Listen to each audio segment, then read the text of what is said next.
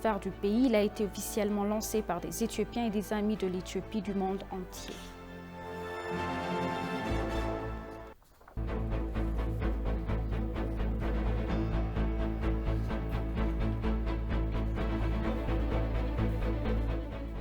Bienvenue, chers téléspectateurs, c'est Aline Teibaro avec le journal du 30 août. Au cours de sa visite en Algérie, le Premier ministre Abiy Ahmed a commencé sa visite de travail par une visite au musée de la Libération nationale où il a déposé une gerbe au monument de martyrs en l'honneur des martyrs de la guerre d'indépendance de l'Algérie.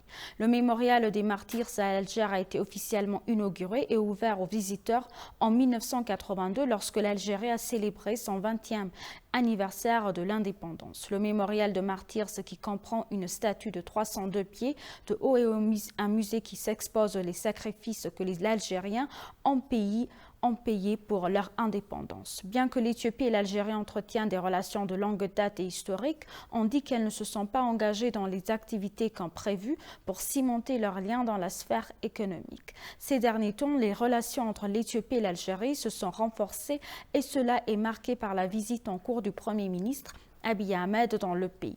Entre-temps, le Premier ministre Abiy Ahmed et sa délégation ont visité l'usine pharmaceutique de Saïdal dans la capitale Alger. L'usine, qui a été créée il y a 40 ans, produit 200 types de médicaments, est également mentionnée comme la plus grande du genre en Afrique. Les dirigeants de l'usine ont déclaré au Premier ministre Abiy Ahmed que l'entreprise s'efforçait de connecter l'Afrique grâce à l'approvisionnement en médicaments, annonçant un plan d'exportation de produits vers l'Éthiopie.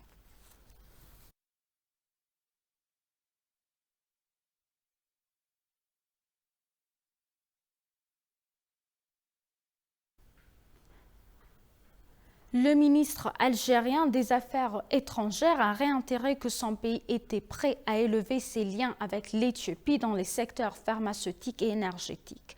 Par ailleurs, le Premier ministre Abiy Ahmed s'est entretenu hier avec Abdelmadjid Tebboune, président de la République algérienne, au palais présidentiel d'Alger. Les deux dirigeants ont discuté des moyens de renforcer les relations entre l'Éthiopie et l'Algérie. Approché par ETV, le ministre algérien des Affaires étrangères, Ramatan Lamamra, a réitéré l'engagement de l'Algérie à intensifier ses relations avec l'Éthiopie. Le ministre a en outre déclaré que la coopération et les relations bilatérales des deux pays devraient être renforcées car il existe diverses questions sur lesquelles l'Éthiopie et l'Algérie ont la même position. Le ministre a déclaré que l'Éthiopie est un pays souverain qui a pleinement le droit d'utiliser ses ressources naturelles et a souligné la nécessité de travailler ensemble pour un développement commun. Le ministre des Affaires étrangères a souligné que l'Éthiopie et l'Algérie devraient élever leurs relations, notamment dans les industries pharmaceutiques et énergétiques, ajoutant que le ministre a déclaré qu'il valait mieux reconnecter les deux pays avec le transport aérien.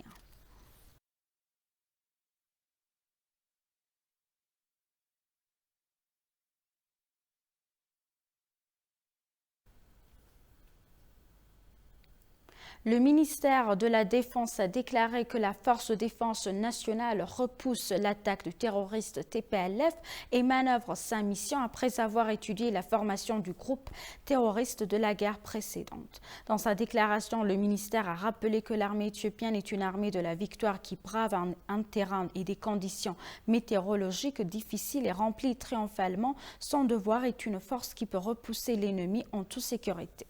Le communiqué a ajouté que la Force de défense nationale et d'autres forces de sécurité conjointes sont des fiertés nationales qui ont sacrifié leur vie pour le pays et le peuple. La déclaration du ministère a en outre ajouté qu'en raison de sa nature barbare, le groupe terroriste enrôlait les enfants et des femmes en première ligne et s'est battu avec une stratégie dépassée d'une vague humaine. Parce qu'ils connaissent l'invisibilité et la bravoure de l'armée éthiopienne. Par conséquent, la Force de défense nationale a reconnu la formation de l'ennemi de la guerre précédente et réagi et détruit le groupe terroriste TPLF en conséquence, indiquant que l'armée accomplit son devoir avec beaucoup de soin et des responsabilités dans cette guerre à rebours de l'ennemi, a montré qu'il ne se souciait pas des citoyens, a déclaré le ministère.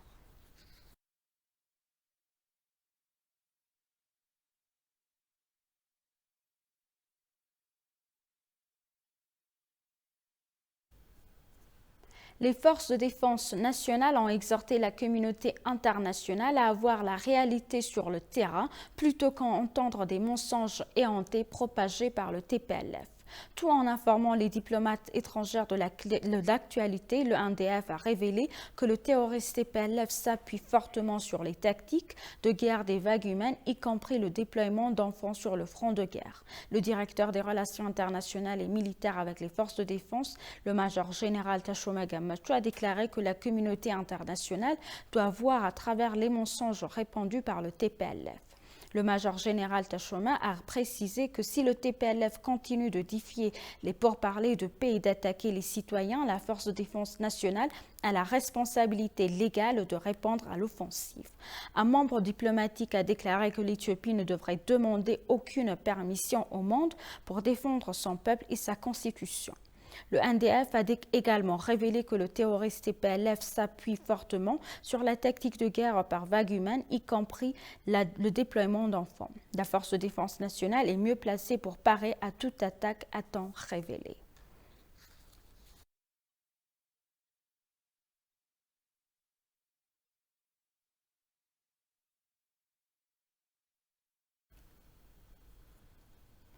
Après l'opération de maintien de l'ordre dans le nord de l'Éthiopie, le gouvernement fédéral a déclaré un accord unilatéral de cessez-le-feu visant à fournir une aide humanitaire dans la région.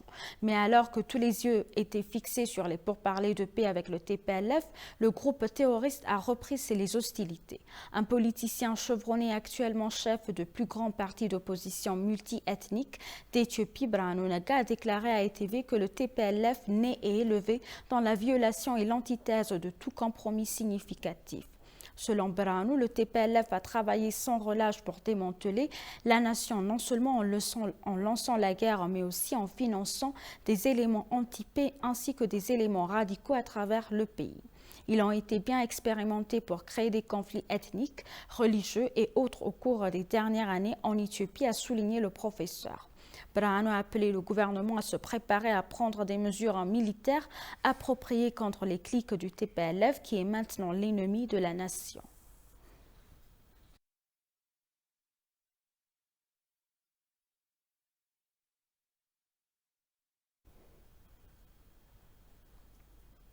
La campagne Twitter disait « Je ne serai pas neutre dans les affaires du pays ». Il a été officiellement lancé par les Éthiopiens et des amis de l'Éthiopie du monde entier. Il est suggéré que le but de la campagne est d'exposer la vérité avant que la communauté internationale ne soit détournée par la propagande du TPLF et n'exerce une pression indue sur notre pays. Le gouvernement a exprimé sa volonté de tenir des négociations n'importe où sans aucune condition, et alors que nous nous attendions à ce que les négociations aient lieu à partir de demain et que la paix vienne, le terroriste TPLF a de nouveau ouvert une guerre contre nous en exprimant les Éthiopiens. En plus de l'invasion militaire, il a lancé une campagne massive sur les réseaux sociaux pour déstabiliser la communauté internationale, a annoncé le Twitter. Avant que la communauté internationale ne soit détournée avant la propagande du TPLF et ne commence à exercer une pression indue sur notre pays, nous les citoyens qui prétendons être fiers de notre pays devons faire notre part pour dénoncer cette fausse propagande du TPLF. À cet égard, ceux qui n'ont pas de compte Twitter peuvent en ouvrir un, et ceux qui ont un compte peuvent se connecter via ce lien et rejoindre la campagne en tweetant les articles préparés par l'équipe de Defend éthiopien, a annoncé le Twitter.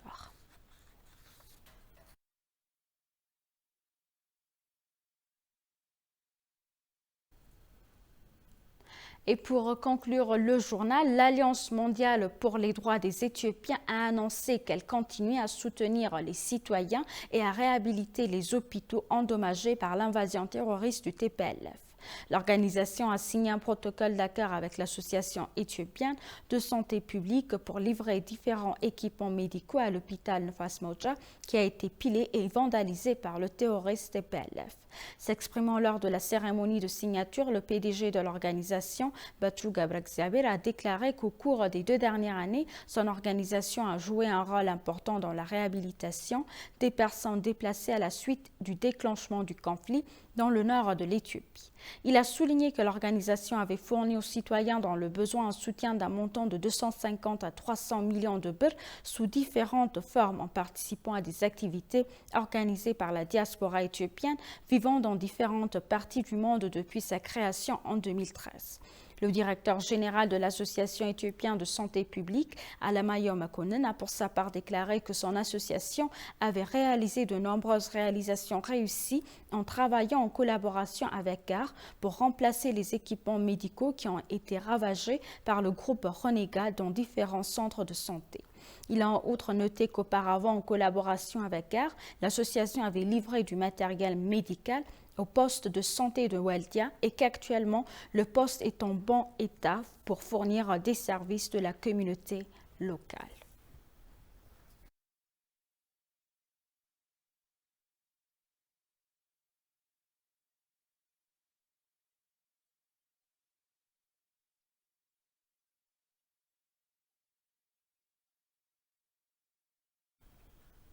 Chers téléspectateurs, nous vous rappelons les titres principaux. Le Force de défense nationale exhorte la communauté internationale à voir la réalité sur l'Éthiopie à travers les mensonges du TPLF. La campagne Twitter disait « Je ne serai pas neutre dans les affaires du pays ». Il a été officiellement lancé par des Éthiopiens et des amis de l'Éthiopie du monde entier. Merci, chers téléspectateurs. C'est la fin du journal. C'était Aline Taibaro avec le journal. Restez avec nous avec le reste des programmes. Bonne journée.